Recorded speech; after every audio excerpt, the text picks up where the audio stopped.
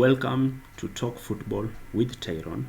Here we do football analysis, player analysis, and football podcasts. So today we are going to analyze the FA semi-final match between Manchester United and Brighton.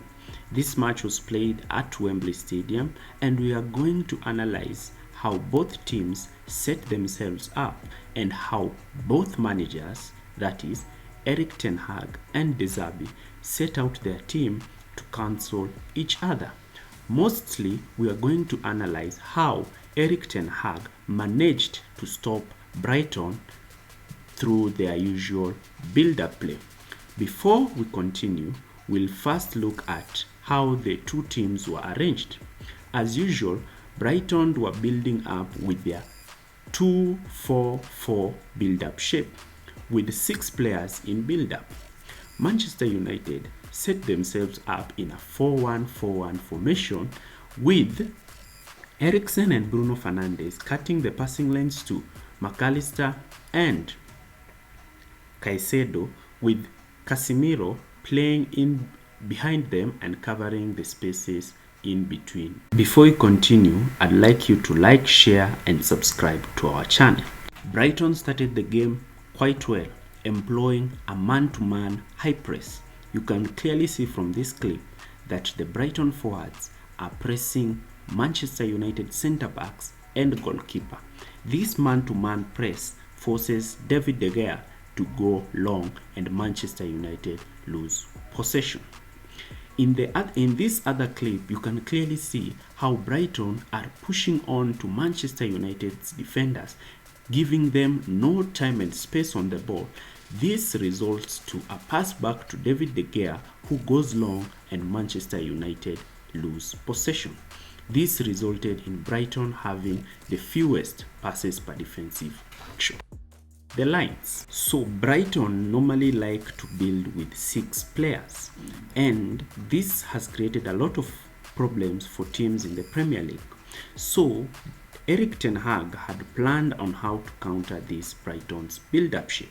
He set up Manchester United to press in a 4-1-4-1 mid-block.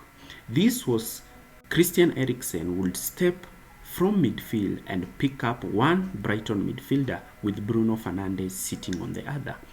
Casemiro was tasked to play in between the lines and capture the dropping forwards in Danny Welbeck and McAllister. This ensured Manchester United were not drawn into a high press against Brighton. But Brighton effectively knew how to deal with this. This was done by when Brighton dropped both of their forwards in midfield and therefore outnumbering Casemiro in a 2v1 situation. In this case, Danny Welbeck constantly dropped into midfield, and this forced Luke Shaw to drop deep to track him. And we can clear this resulted in gaps being left in Manchester's defense line that could be exploited by McAllister or the other midfielders.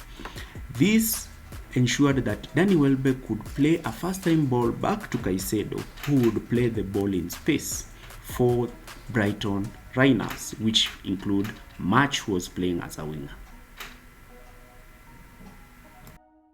From this clip here, you can clearly see Brighton building in their 4-2-4 formation. You can see Danny Welbeck has dropped in between the lines to receive the ball directly from the centre back.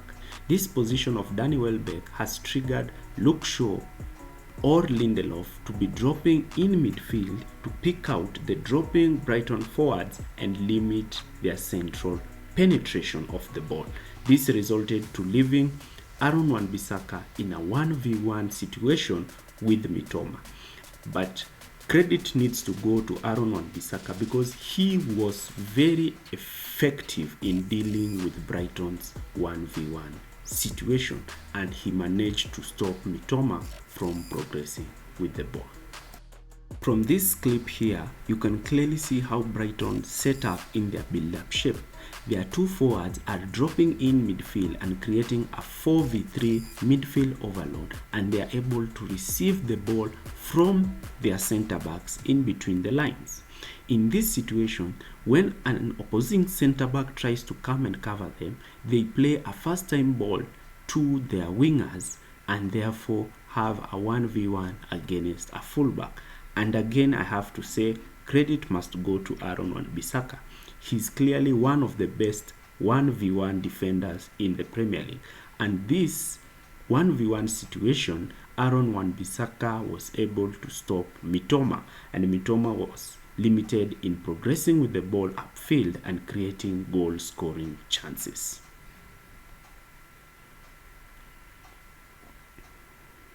You can clearly see here, Aaron Wan-Bissaka is 1v1 against Mitoma, but Aaron Wan-Bissaka dealt with Mitoma effectively.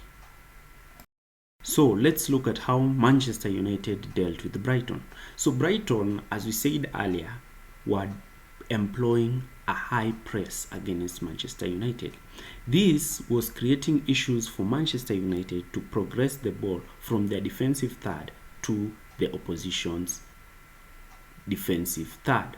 In this situation, this forced Manchester United, both the center backs, the full backs and the goalkeeper, to go long, and Erik ten Hag ensured that Marcus Rashford, Anthony and Martial were just playing on the shoulders of the last defender, and therefore the ball was being able to be played over the top for the runs of Marcus Rashford and Anthony Martial.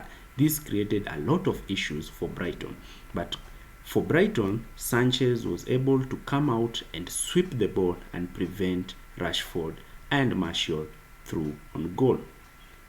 We can see from this clip here that Brighton are effectively employing a high press. The gear goes long, and once the gear goes long, Manchester United now have a counter attack against Brighton's defense line, and this was a clear goal scoring opportunity. When Manchester United were able to evade Brighton's high press, they were building in a 3-1-2-3 formation. This was effective by Diego Dallo pushing forward and assisting Marcus Rashford, who would tuck in and play in the half spaces alongside Anthony Martial. This situation ensured that the Brighton fullbacks were tucked in and created spaces in the wide areas. On the other side, Anthony was hugging the touchline to create for himself a 1v1 situation, him against Lewis, the Brighton fullback. But unlike Manchester United, Brighton's wingers were tracking back and therefore limited Manchester United's penetration through wide overloads between their fullbacks and their wingers, who were cutting in the half spaces to create problems for Brighton's fullbacks. Manchester United have now progressed to the finals of the FA Cup, where they will face their city rivals Manchester City.